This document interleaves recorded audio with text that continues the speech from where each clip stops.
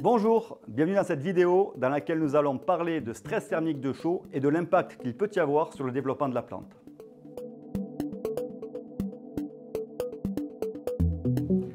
Comme déjà vu pour les stress thermiques de froid dans une précédente vidéo, il existe des stress thermiques de chaud. Il faut tout d'abord distinguer un stress de chaud extrême, provoquant la mort des plantes, d'un stress dit d'inconfort qui s'opère dès lors que la plante est confrontée à une température supérieure à la température optimale de développement. S'il est très facile de voir les effets d'un stress de chaud extrême sur la culture, ce n'est pas le cas pour un stress d'inconfort.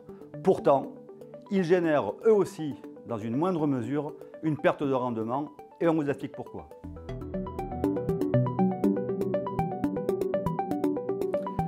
Souvenez-vous, dans la vidéo stress froid, nous avions évoqué la température idéale pour courir un marathon.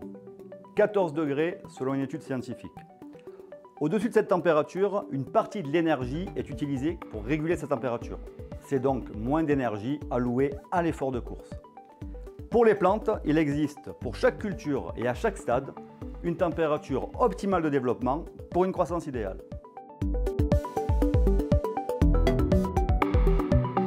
La température optimale pour l'activité biologique et donc un développement normal de la plante diffère selon le stade de la culture. Prenons deux exemples.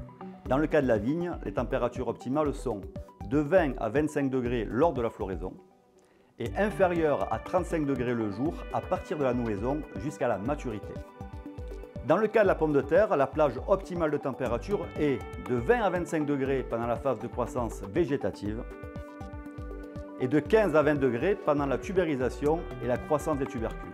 En se basant sur les historiques météo depuis 1940, nous observons que la probabilité d'un stress thermique de chaleur par semaine sur la pomme de terre lors de la tubérisation est de 50% à Amiens et 70% en Chartres.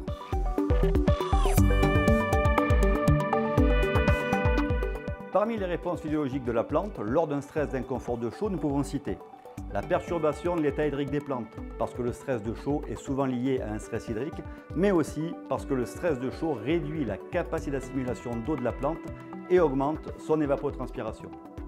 La réduction de l'activité photosynthétique, due notamment à une perturbation des réactions photochimiques et au métabolisme carboné dans les chloroplastes.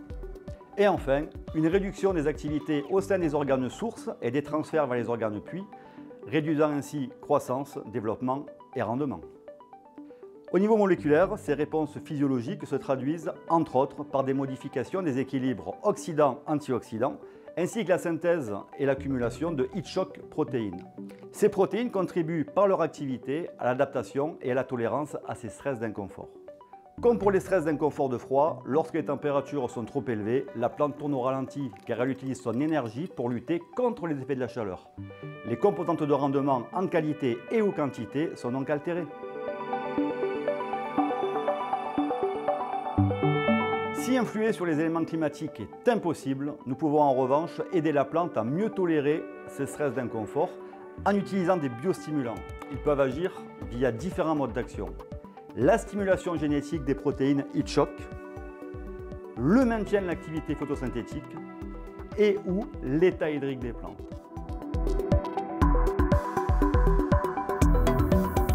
Un stress d'inconfort ne se voit pas à l'œil nu, mais joue un rôle dans les composantes de rendement de la culture.